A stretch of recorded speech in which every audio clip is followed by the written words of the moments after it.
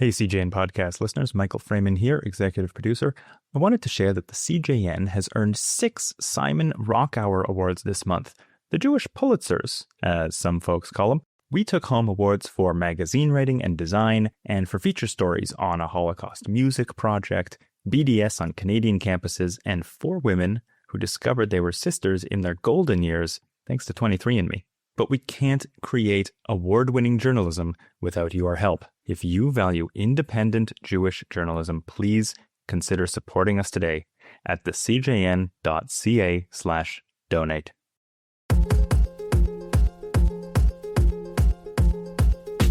Canada Day is approaching, and as our thoughts are on this country and our relationship with it, we decided to explore this a bit more by discussing our flag and the Jewish relationship to it. Specifically, we're wondering whether the Canadian flag belongs in our synagogue sanctuaries. Does the Israeli one belong? What can we learn from the way these flags have become part of many synagogues in America, and how are we as Canadians different? I'm Avi Feingold, and along with Yedida Eisenstadt and Matthew Leibel, we are not in heaven.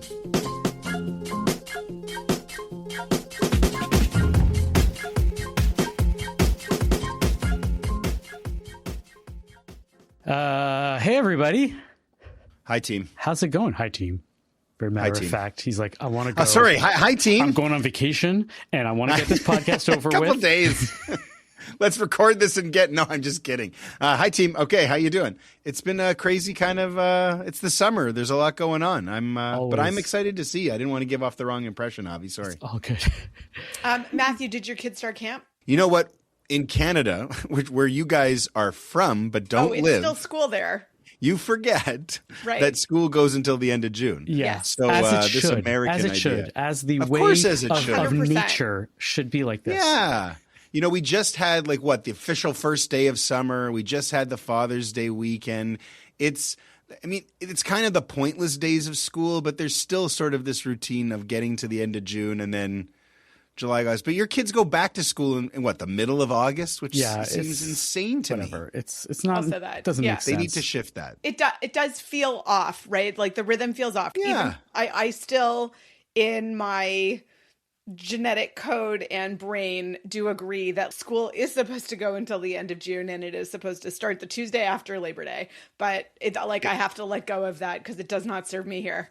Those rhythms that we get used to in our body, though, with the changing weather, you never really know because the day after Labor Day could be hotter than the middle of July. But I was thinking that you're a rabbi, or that Judaism plays a central role in your life when we're at this time of year, and you're like, oh my gosh, Yontif is early this year, and I only have so many days before Rosh Hashanah, and your summer is kind of pop the balloon.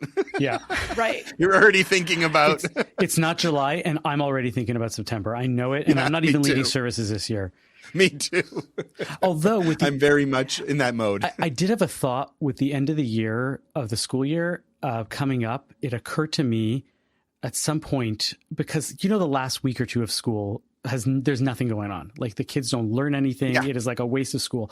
But at the beginning of the school year, all the Jewish studies teachers are always complaining and scrambling because we don't have any time to teach about Rosh Hashanah. We can't do anything. There's no time. They should teach about Rosh Hashanah and Yom Kippur and Sukkot at the end of June when there's nothing left to teach. They should be like, oh, here you go. Let's learn about all of this stuff that the day you come back, it's going to be too late already.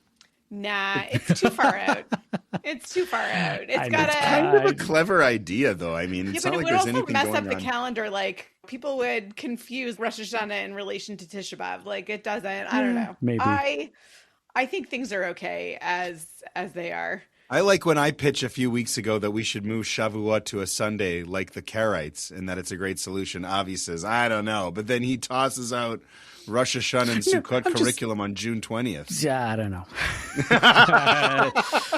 Calendars, who cares what schmalenders? Speaking of calendars. Yeah. So we're coming up on Canada Day and July 4th, American Independence Day. Yes. In fact, somebody who I was driving with downtown this morning didn't know when Canada Day was. And I said, how long have we been married? But it is weird that they're within a few days of each other. Is it weird? I guess it's just kind of cool. It's just kind of the it's just way. a coincidence. Yeah. But I've said this in the past, I'm sure, but I'll say it every year that it's a lot of stress, but I'm okay with it. And I've figured it out. It's been like 20 years and I've had to deal with this, that my country and my wife have the same birthday and my mother. So like the priorities on July 1st become a huge point of stress, and like, who do you call? What are you going to stay? And like now that we're out of the country, so I don't have to worry about like, other than just calling my mom, sending a gift, like that's a thing. But Canada Day was always like my mom's birthday, and now it's my mom and my wife's birthday. Wait. Your mom, I feel like you have mentioned this before. Your mom and your wife have the same birthday, and that birthday is July the 1st? Yes. Yikes. That's it. That is a bit of a trifecta there. And so she's I guess twin. And she's a twin, so my brother-in-law also has the same birthday. Yeah, but I mean, come on. Yeah, that's not the same. Whatever. So the woman who birthed you, the woman who married you, and the country you're from but you abandoned to live in for now, how do you rank them? I guess you just kind of like who. That's really tough. Are you prepared to say this on the air? I'm going to ask you. What I end up having is the feeling of Canada Day all day and being able to like wear Canadian something or other and celebrate the idea of Canada Day or go to fireworks at night, but knowing that I have a day off to go spend time with my mom and spend time with my wife and do stuff like that. So that's what ends up happening. Interesting. Very, very, quite a dilemma for you. Yeah. I mean, I don't know a lot of people who are having to reflect on both of them. It's like either you are doing Canada Day or you're doing a special Independence birthday. Day. Oh, yeah. I'm talking about like for the American side of it. I mean, no one's got your situation, Avi, but I mean, because, you need to mention that they're in a couple days of each other. Just kind of, it's just kind of the way it is. But Canada Day is, I don't know. Have you guys been in the States a long time and you've forgotten that Canada isn't, we don't get nutty about patriotism or nationalism in this sort of way. Like people go out for Canada Day, but it's more of just kind of like a party as opposed to a rah-rah. What you're going to see on July the 4th where you live, and especially with this being the 250th, and like we don't ever reach anything like that in Canada unless it's the Tragically Hip's final concert or if a Canadian team made the Stanley Cup final. There's we no, don't get nutty like that. There's no UFC fight on the front lawn. Yeah, we don't do it. That's even before Trump. Even before Trump, Americans have been so rah-rah. What I remember is that if you want that rah-rahness, you can find it. It feels a little more muted and more like sophisticated, I guess you could say. Like I remember that Canada Day at the Old Port of Montreal, there's always a big festival. There's always a concert. There's always people handing out like the flag tattoos and like stickers. And, there's all this different stuff. And there's always a big citizenship ceremony. So that happens. And I remember seeing concerts at Nathan Phillips Square in Toronto on Canada Day. Harbourfront. And so like, if you want it, fireworks, you will find those people things, go down to the and Forks people in Winnipeg. make a big deal. But you're right. Like I have a neighbor who's a lawyer, and every year on the 4th of July, he has like a brunch barbecue where they do like a dramatic reading of the Declaration of Independence, and they have like a whole thing about the Bill of Rights. Like they make it into something, and they're doing it unironically. So you are right that it is very different here for the people that care about it. And even my in-laws, who lived in Australia in the 2010s for a bunch of years, and they like to do a little something on Australia Day, which is towards the end of January. I think it's the 26th of January. I feel like a bad when the weather's nice, so it feels like July. Yeah, in Australia, but there they do like we did. Even there, it's not the way they describe it from being in Sydney for 4 years. It's not. It's more of a Canada Day kind of thing. I was going to say it's probably more Canadian. Like a country.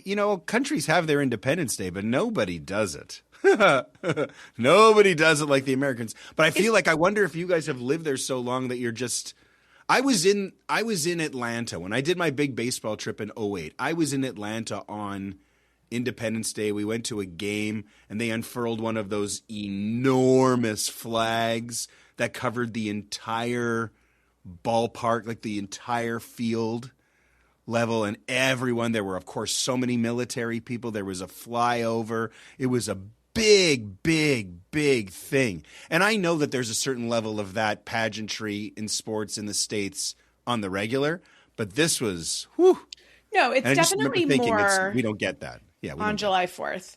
Yeah, I think it has to do a little bit with the different characters of the countries and also pride in different historical elements. I think that American independence was historically, it was a bigger deal. They had to, if I recall correctly, Americans had to fight harder for it. Well, they had to fight, period. As I like to remind people in America, they're like, wait, you have independence? And I'm like, yeah, we waited an extra 90 years and then we just asked politely and they're like, sure, you could have a country.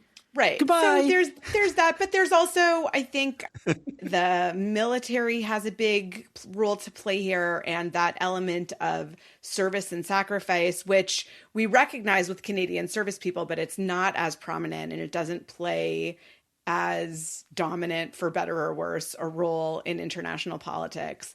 It's interesting, like as a Canadian transplant married to an American service person, it does feel very strange that when we go participate in what feels like elements of American religion, for example, a couple of summers ago, we took the kids to monster trucks at the Montgomery County State Fair, which was sociologically fascinating, but there is something interesting that, like, before all of these sporting events or monster trucks events, that, you know, people, they sing the national anthem, they thank the service people who've made American life possible, and it does have just a different character, 100%. But you said it feels weird, right?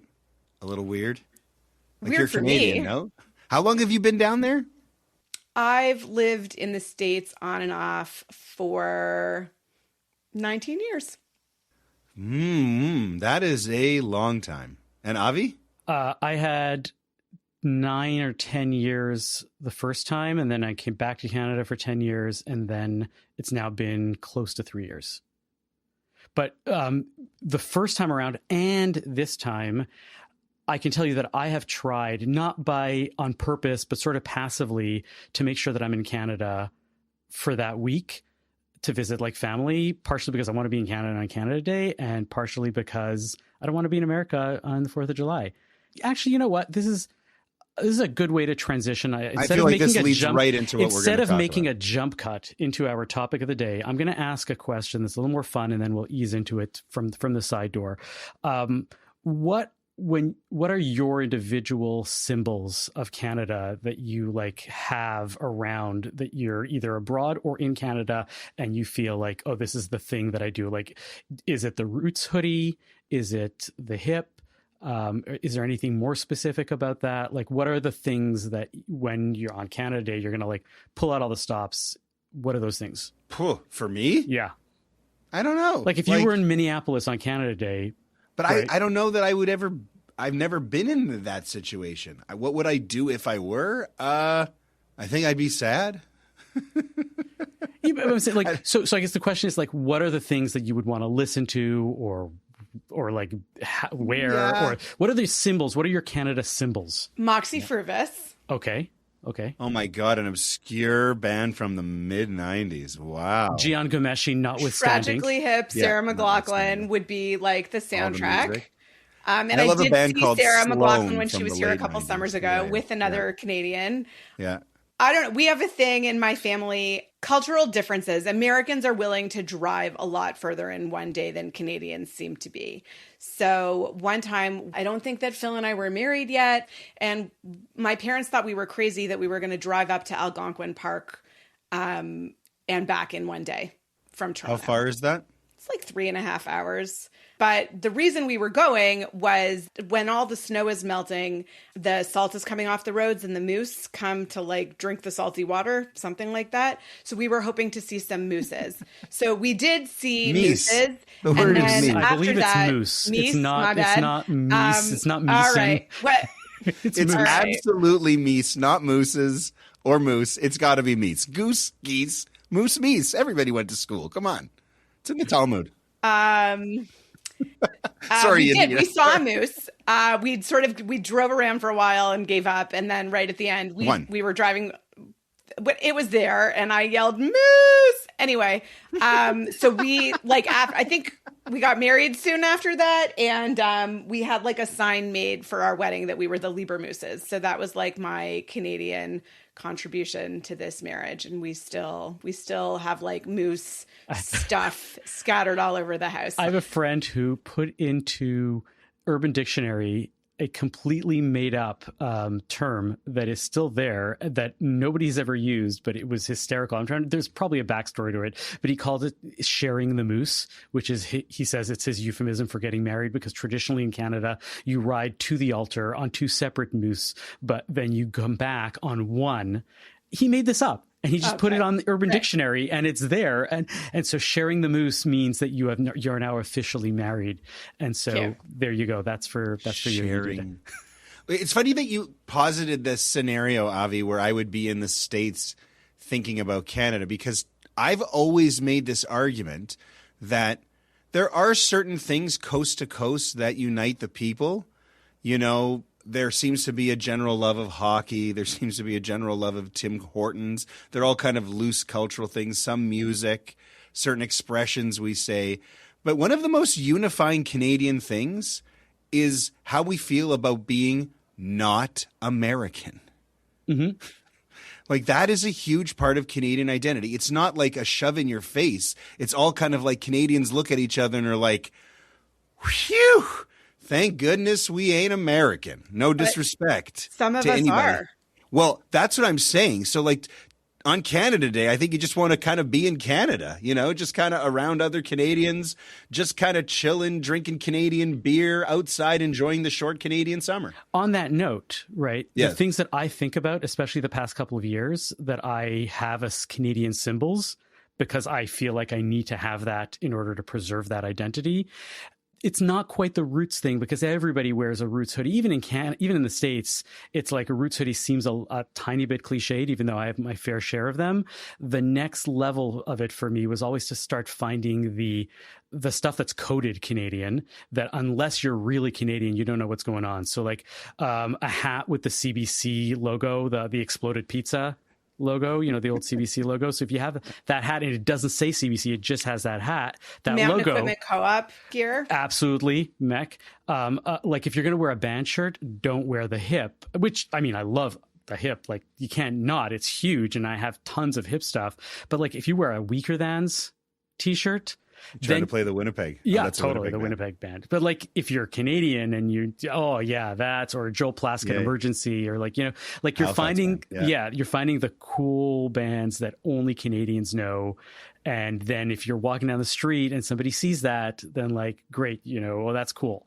Go to the hockey game and not wear a Habs hat, but wear a Hockey Night in Canada hat. Or a Quebec Nordiques hat, right? So like that's the kind of thing that I've started like really like digging for. Obscure Canadiana. Yeah, totally. Look at you, obscure Canadiana. But today, like the big thing for us is the flag business, right? So let's introduce the main topic and actually like get to where we're all of this long conversation is to get into this. Right? So, you know, we said Canada Day is approaching. It's the 250th anniversary of America. We've been talking about sort of dancing around this idea of nationalism, and Jews have always had like a weird mixed relationship to their whatever diaspora they're in, right? I always think about the blessing from Fiddler on the Roof, right? May God bless and keep the Tsar far away from us. Far, far away. The arrival of Jews in North America historically showed that as a people, we were proud to be in our countries and to be openly celebrating the fact that we are here. And in the early 20th century, you start seeing that some Reformed congregations in America start placing American flags in their sanctuaries. It follows to other denominations. And the forming of the State of Israel, you add the Israeli flag there. And Canada was a little bit later to adopt that custom, but it became something. And you see this, you see the Canadian flag and the Israeli flag in not all, but many, many sanctuaries across North America. It's a fairly North America specific thing, not much in Europe. And I did look this up, and there are some congregations that do this, but really, really not many. But speaking of Canada, right, Yael Splansky, who's the rabbi at Holy Blossom Temple, recently gave a sermon about this very topic. And they had recently hosted the Prime Minister for an important speech, and one of the staffers from the PMO, the Prime Minister's office, had suggested that they should remove the flags from the bimah for his speech, and she vehemently denied the request. But then she ended up giving a sermon where she spoke about the importance of those flags as symbols of who they are and what they believe in their congregation. And the sermon, right, it was really aimed at discussing the placement of a pride flag in June for Pride Month and how we need to take a lesson from Pride Month to be out and proud as Jews. But it really, I think that it highlighted this question, which has come up time and again over the past several decades even. What is the placement and what is the relationship of flags in sanctuaries and congregations, and what does it mean about who we are? So I guess the first question, very, very simply, what I'm curious about is, do the synagogues that you pray in have flags? Or have they, or have you been in synagogues that have or haven't? And what's your thinking around those things first? When you have been or haven't been, have you missed it, or have you been proud of having a sanctuary that has it or not? Our sanctuary in my synagogue does not have it. And I reached out, because I didn't trust my memory, to one of our most avid listeners who writes me every week. And he's also our shul resident historian. And I said, do we have flags, and why or why not? And he said that a long time ago there were flags, and then there was some painting and or renovation, and they were never returned. So it was maybe an oversight or intentional, but quiet, and they just never re-entered. So that is not something that catches my attention so much, because they're not there, which I think also is an interesting. And that's thing. an Orthodox shul in Washington, D.C.? Yeah, a modern Orthodox liberal synagogue in Washington, D.C. This just feels to me like what we were talking about before. Feels like a way more American thing. And I know some Canadian things are American things seep in. You go through Canada, you don't see a ton of flags. You go through a lot of countries in Europe, you mentioned. You go through the States, the flags in the States, it's not close. I think you guys have been there a really long time, but I'm telling you, by comparison, the flag culture, putting out the flag, that just feels so much more American than a Canadian thing. It feels like we put out flags on Canada Day and on government buildings, but not. So the whole even conversation about flags in shul, I'm sure there are Canadian ones, but I don't know. This feels so much more American. So can we put a finer point on it? What do you guys see? Because we're talking about this nature of nationalism being different north of the border than south.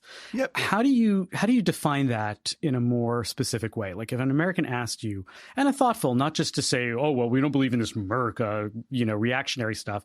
What does that mean to you that Canadian nationalism is different? I can answer it. Go ahead. I can answer it. I think that if you asked the average American a question open who are you? What are you? To get them to say that answer, most Americans would lead with, I'm an American. And I don't think that most Canadians would lead with, I'm a Canadian. I think they would maybe lead with, I'm a Jew. I think it would be something else. I think they might say I'm a Canadian. I'm not saying it's, and I don't know that it's the level of proud. I just think where it is in just an identity ranking for people. I just feel like Americans, it's just like you were saying, it's in that you're talking about the history, Yadida, and I know you married into it, but it's very real for all the American relatives I have and all the countless trips I've taken to the States, and there's just it's in the blood more in a deeper way, this connection to their country, to their flag, to their history. Canadians, I bet you couldn't name prime ministers. I just don't think the passion. That's what it is, guys. The passion isn't there. We shoot off the fireworks and we're yeah, it's great. Americans shoot off the fireworks like it's their job. I think it has to do also, yes, to all of that. I'm not trying to be insensitive. Am I wrong? No. Yeah, okay. I think you're right. And so I think that the passion and excitement that that you're identifying that is part of being American and American culture, right? And sometimes it's a lot, believing that, it's the best country in the world and it can do no wrong. And and God and religion get mixed in there plenty. The flip side to the Canadians is I think that Americans, they see that the American idea, right? The city on a hill, right? It's almost like the Jewish light unto the nations, right? Like America has the right everything and needs to bestow it on the rest of the world. And Canadians are more like, we're Canadian. And the idea of Canada is great. And there's much about Canada that is wonderful. Americans are, right, like they're very excited about the idea of America and what it represents. And that, I think, is part of what the flag represents.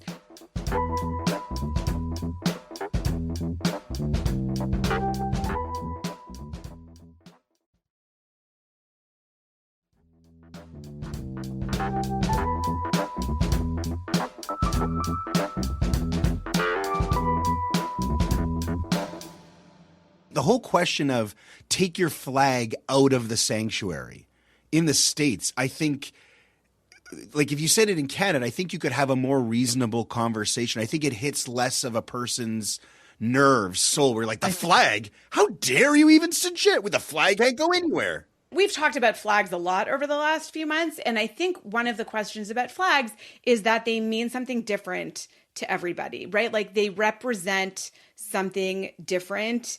And people project different understandings and ideas onto these symbols, right? Like that's why they're really interesting as symbols. The people who object to the flags on the bimah from a stance of like, we should not be worshiping these flags and we should not be worshiping ideas of nationalism, it never even crossed my mind that by having a flag on either side of the ark on the bimah, that I was worshiping that idea. Like to me, it's always been a symbol of belonging, of Canadians being accepted in Canada and the United States, and also that it is part of the liturgy to pray for these countries. And so I just see it as like something to, take into consideration when I am talking to God and, noting all of the different entities that could use some help. And I do think that the governments should be included in that. And so in that sense, I have not found flags particularly objectionable. You're talking about the veneration of these symbols or not, or whether it's veneration, whether it's just there as a symbol and what it does. Right. It brings me back to this story I remember a long time ago with this guy that I knew who was an academic, and his kid was going to a Jewish daycare. He was like 3 years old.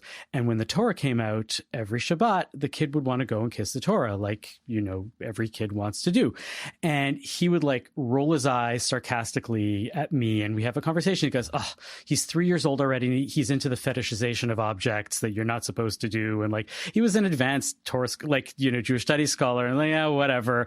And I'm like, but it's the Torah. And I'm like, yeah, but we don't worship the Torah. And that's the thing that he was trying. You can't get a 3-year-old to do that, to understand the distinction between those things, but you can get an adult to do it. And that was therein lies the humor. And it really snapped something in me. I was like, careful here, like we do put the Torah as a central place in our sanctuaries, but we don't worship the Torah itself. We're worshiping the Torah as an idea. And we actually do have to be careful about that. And that is really the conversation we should be having about the flags, right? They are symbols.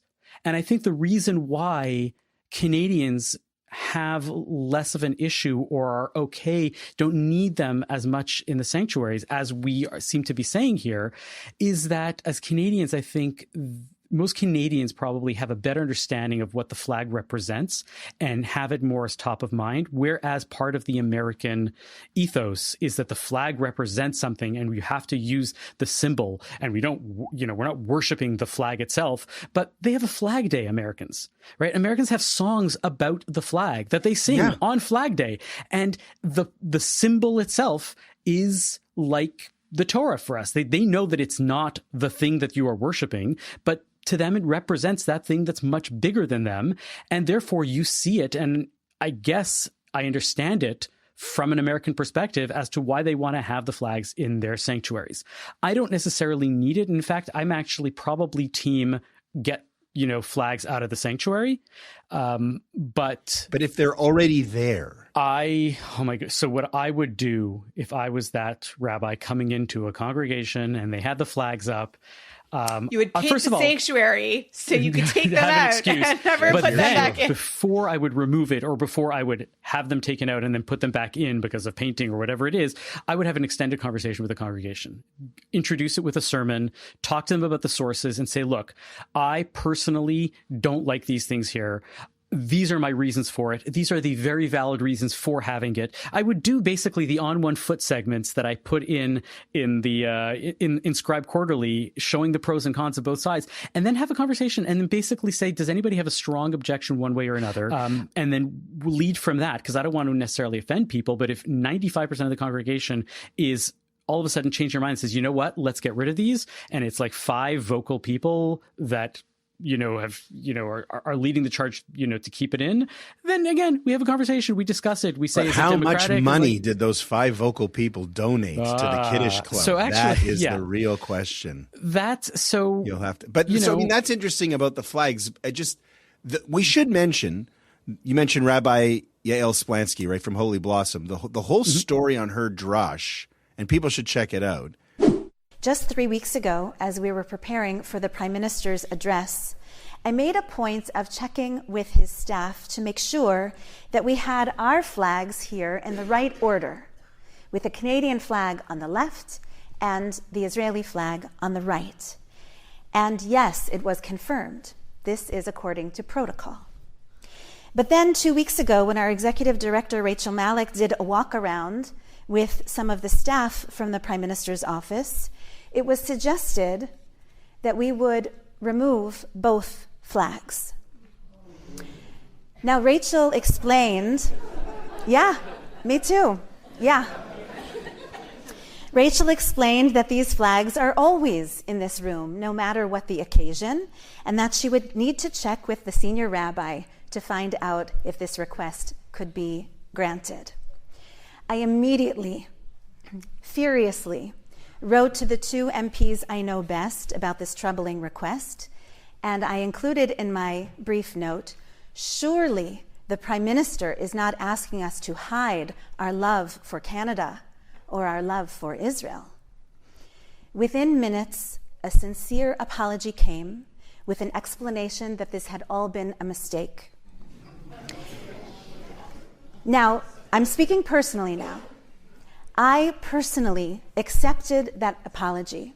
I heard it as sincere and swift, and part of what it means to believe in teshuvah is that people can change.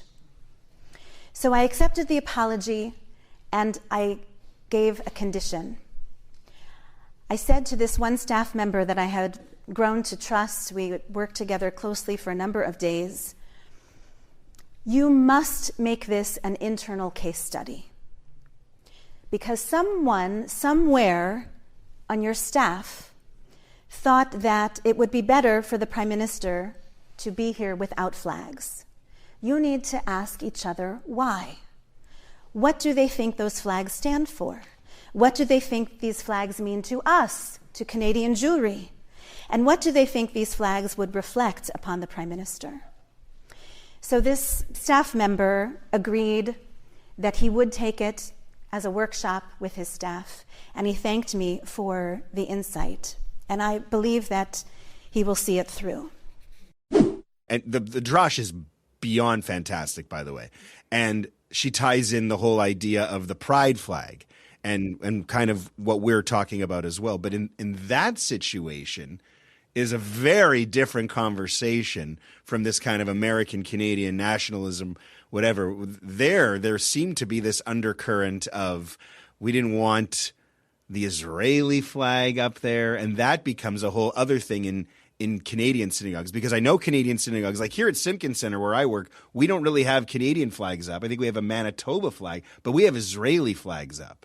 And interesting that the history, some American congregations wanted to put up Israeli flags, and as a result, we're like, well, we can't just have an Israeli flag, so we have to put an American flag too. Mm-hmm. So I think there's some of that going on. And when the conversation turns into a Jewish place now with an Israeli flag and a Canadian flag, and wait a second here, the Prime Minister's office suggested that maybe we take the flags down. That was an interesting thing to read. That was an interesting thing to hear, because right now I think the Israeli flag is a very different story for Jews and their relationship with it, right? And we've touched on that a few other weeks. But that was, I think it's important we mention that that was the rabbi's kind of point too, and the pride flag, and kind of answering the question of why their shul has a pride flag. I thought it was also really interesting in reading about Rabbi Splansky's engagement with the Prime Minister's office that in response, she also said, like, you know, how about you ask us what these flags mean to us? Right. So there was this like acknowledgement that flags mean different things to different people. And if I say this is my flag, right? Like you were saying some nice things about Americans earlier, right? Like, what does it mean to me to be, I'm not upset, but what does it mean to me to be American, right? Like, what does it mean to Americans to be accepted as part of the fabric of this country? And what does it mean to Canadians to be accepted, have thought that they were accepted, now experiencing what feels like a rejection in the fabric of Canada? And like, what does it mean, right? Jonathan Malevsky wrote about, should we still be praying for the government of Canada, given that it seems that, you know, they're sort of not keeping up their end of the deal of what, you know, our social contract is supposed to be. And right. So I think that this also gets to like flags as ideals and as ideas, not as the, you know, current manifestation of the thing. But that's just me, right? Other people are going to project different understandings onto their symbols. I'm glad you brought up the prayers, though, because the prayer for the state, because they're almost an exact parallel in terms of that there's a prayer for Canada and a prayer for the state of Israel. And there's a flag, and there's congregations that say both. And I would say inevitably, if you say one, you probably say both. And there's very few congregations that would say only the Canadian and not the Israeli, or only the Israeli and not the Canadian.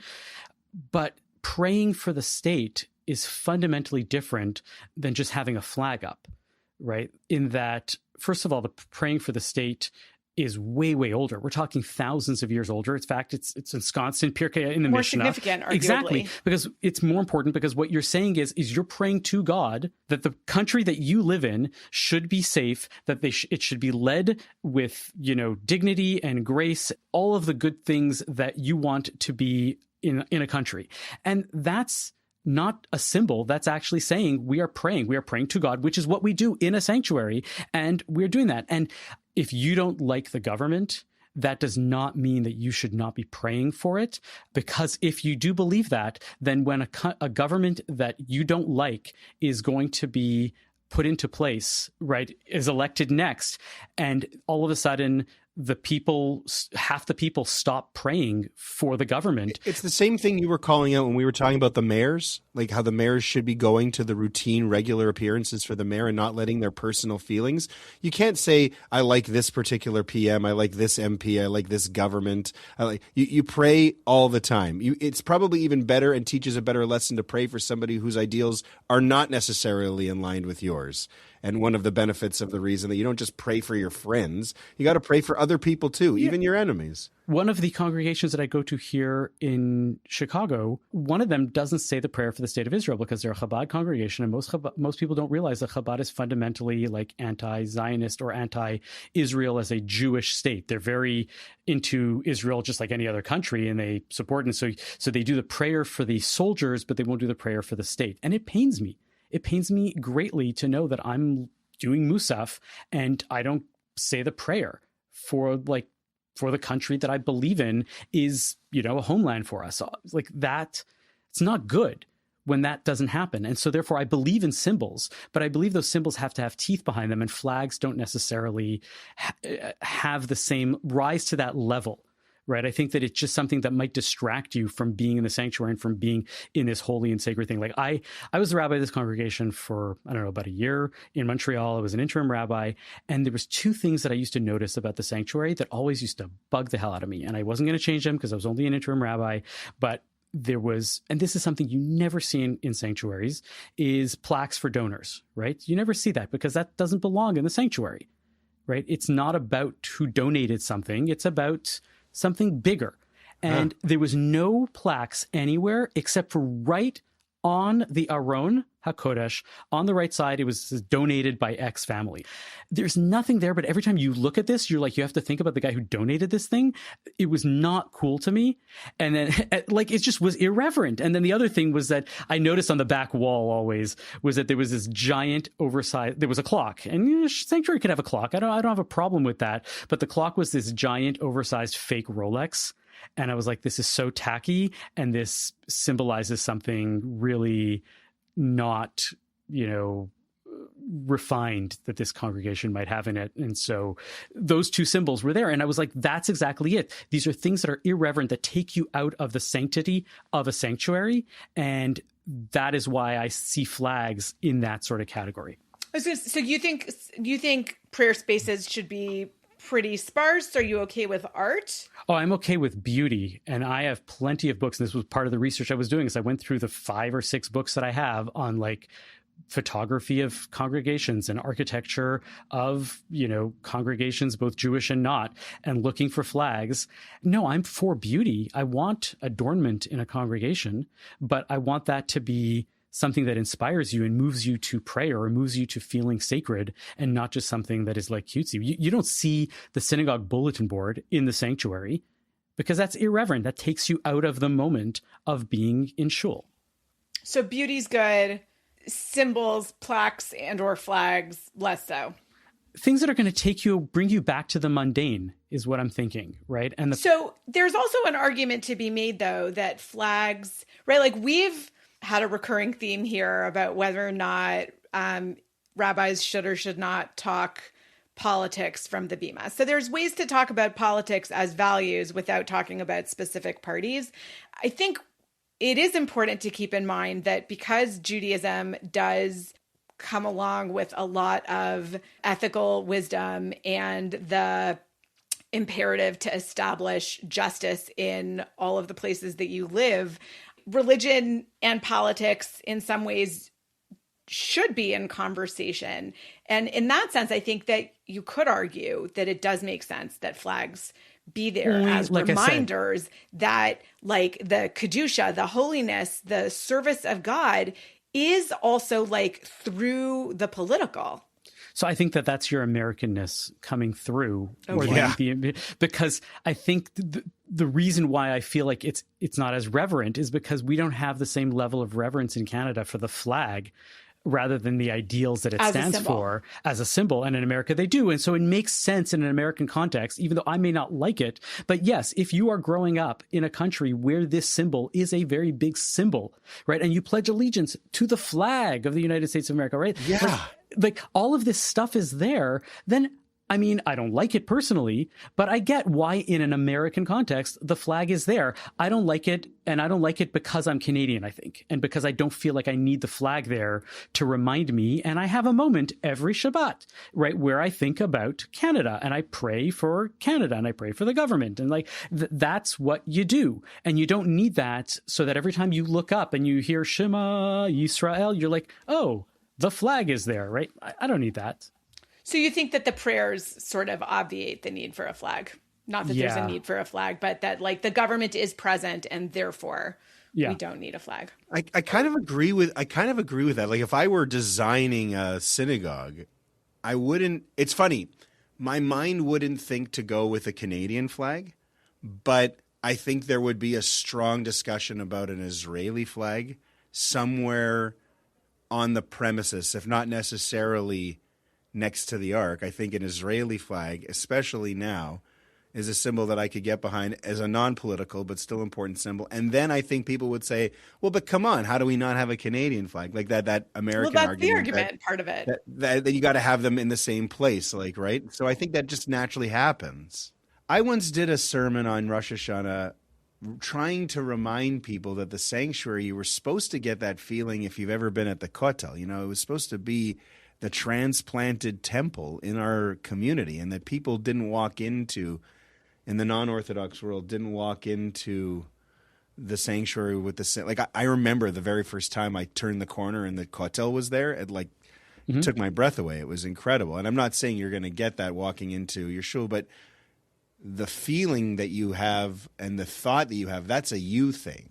You know, like the kotel caught me by surprise, but I knew immediately what it was. When people walk into the sanctuary, they should know what they're walking into, and they shouldn't be distracted by flags and plaques and who donated this and all kinds of fancy things. But nowadays, you know, that same shul, which isn't my shul anymore, has big screens up that project a camera over the Torah so people can follow, and the prayer book. And there are a lot of, it's become more like going to a sporting event. It's just the reality of the times. And I think it's just changed the way people It's made the sanctuary more irreverent.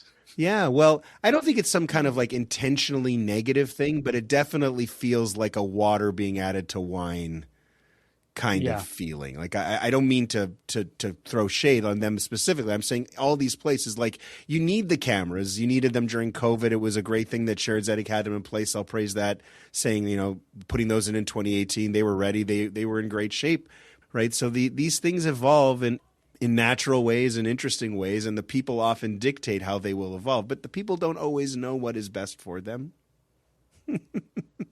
We prove that all the time. People prove that all the time. And that's what makes the rabbi job, the leader job, the boss job hard, is listening to the people, but also, you know, saying to them, sorry, not on this one. Can't do it on this one. And it's not popular and it's not great. And the flags would be a very divisive issue. But yeah, to me, I'll say it always feels very American to be like, well, our flag. Canadians are okay. Chill. Okay, it's just a flag. We'll be all right. It's no disrespect, but the American flag has a different level that is. Yeah. All right, let's move on to textual healing. Textual healing. It's time for some textual healing. Let's get biblical. Tell me a parsha, and we'll make it physical. Textual healing. It's time for some textual healing.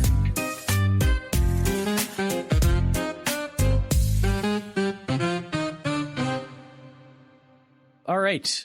There's a ton of stuff this week, guys. Oh my gosh. Chukat and Balak both are chock full parshas. I feel like of all of the double parshas, I think this one is the most content rich. And so you guys have your pick. We all have our pick this week of like a million things. Well, there's so much. It would be kind of nuts if we all chose the same thing. All right. So we start the Parsha this week with the death of Miriam and learning about the purification process. After Miriam's death, the rabbis tell us that the well that followed the Israelites around in the desert that provided water for them dried up. And so they start clamoring for water. Moses strikes the rock, gives the Israelites a little bit of what for, even though he was supposed to talk to the rock, but he, in an earlier story that I'm going to talk about in a minute, had been told to hit the rock. So anyway, Moses doesn't do exactly what he's asked to do. And he ends up being told, sorry, Moses, I know you've led the Israelites in the desert for 40 years, but you're not going to get to go into the land of Israel, which is pretty tragic and devastating. There's a plague of venomous snakes. There's battles with the Amorite kings, Sihon and Og. And then there's this kind of bonkers story where the king, Balak, for whom the Parsha is named, and I always would get this confused, tries to hire the prophet Bilam to curse the Israelites on their way into the land. And he has to ask a bunch of times, and God really doesn't want him to do it. But eventually God is like, fine, whatever, do what you want, but you're only going to be able to prophesy the prophecy that I put in your mouth. I've always been fascinated by this idea that Bilam's prophecy, so the rabbis say, was as powerful as Moses. So they're sort of like evenly matched. And I think that's interesting and noteworthy.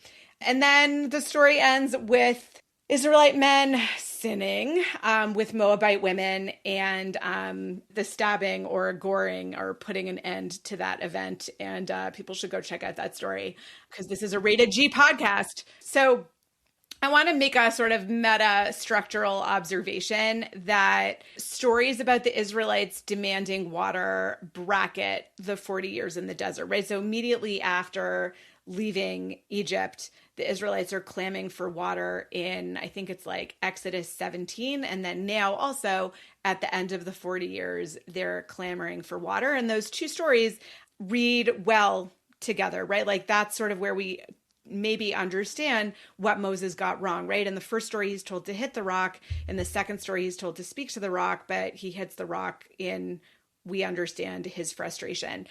After the first story, but before the second story, we also have stories about leadership, right? So we have Yitro, Moses' father-in-law, giving Moses guidance about sort of how he needs to delegate and have more people who can lead the people on more minor issues. And then also before our water story, we have the stories about Korach and Datan and Aviram and the different people who also are supposed to help Moses lead. And towards the middle of this, we have lots of different stories about the revelation of the law in the middle. And also in that structure, we also have wars and contexts and battles with other people, but there's sort of a reverse symmetry in the sort of Exodus narratives leading up really until I think Numbers 10 is where things sort of start to mirror after that. So it's always interesting to read stories in conversation with other stories, and you can do that with this structure. To you, Matthew. All right. Like you said, lots of stories. Nice breakdown, Yedida. Someone who doesn't get a lot of fanfare ever in the Torah is Aaron. And you mentioned that Miriam dies in this parsha, but Aaron also dies in this parsha True. at the end of Numbers chapter 20. And it's 7 verses, and it's one of those little scenes that's just unbelievable in the Torah.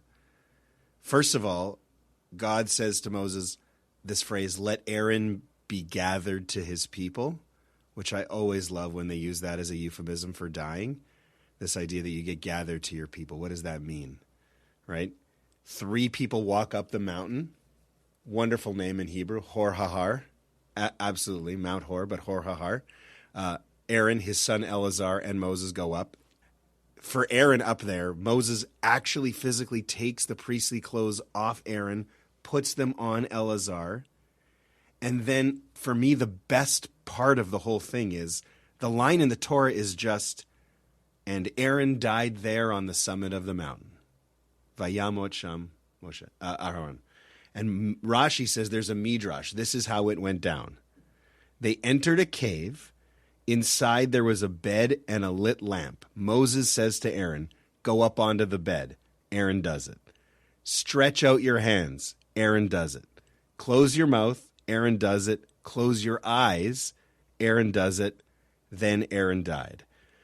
Rashi says Moshe saw this and said, "Happy is one who dies such a death." The tradition calls this mitat nishika, death by a kiss. And then, of course, the two of them go down. The entire community sees Aaron's not there. They know what's up. And the whole house of Israel mourns Aaron 30 days. Not even the whole house mourn Moses. But he gets 30 days when they had done 7 before. And it's because Aaron was universally loved. Ohev shalom verodef shalom. Love, peace, pursued peace. The whole story is incredible to me. But the business about how he dies, I always tell people, for a 41-year-old guy, I'm around death way, way more than I think I would enjoy. It's a big part of life at Simpkins Center where I work. And I've seen people die, and not many people get that experience. And lots of people go in a way that is hard to watch, hard to probably live. But what Aaron goes through, the being loved by everyone and being revered, that is a pretty cool thing. But that whole death scene, as the Midrash explains it, just, that is, that is the way to go. And if he got that because of the way he lived his life, well, I think that's a pretty strong argument for love and peace and chasing after peace like Aaron. Because even at the end, what a story. And it plays out in 7 lines, like in 7 sentences.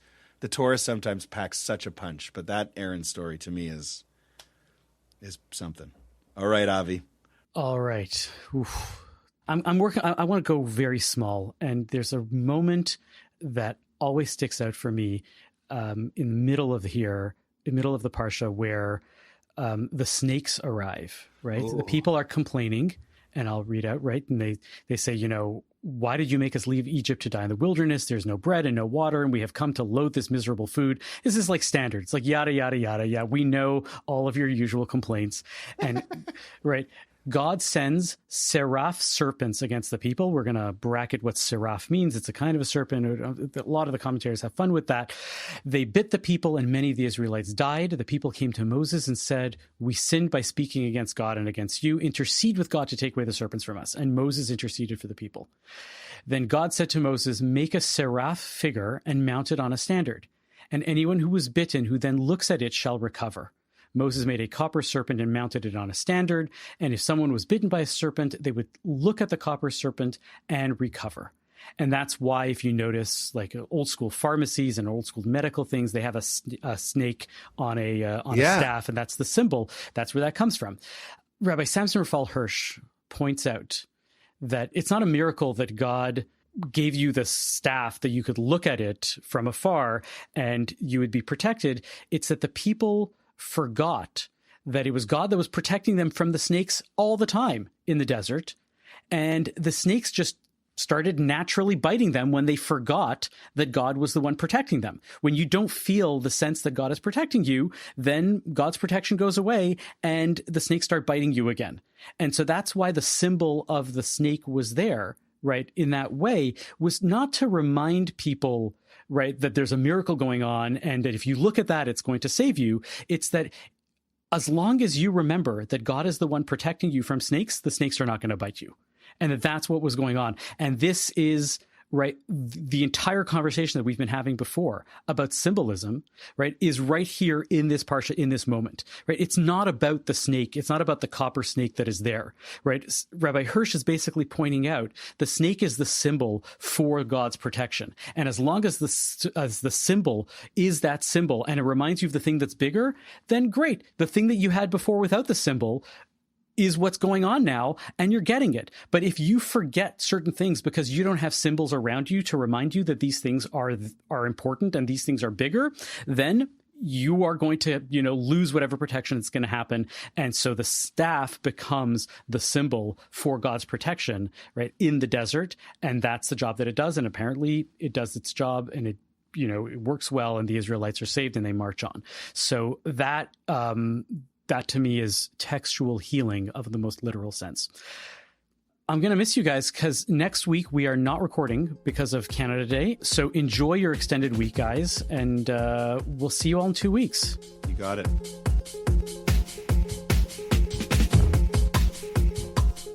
Thank you for listening to Not in Heaven this week. Our producer and editor is Zachary Kaufman. Michael Freeman is the executive producer. To catch every episode, subscribe wherever you get your podcasts. If you'd like to support our show, consider making a donation to the CJN at thecjn.ca/donate.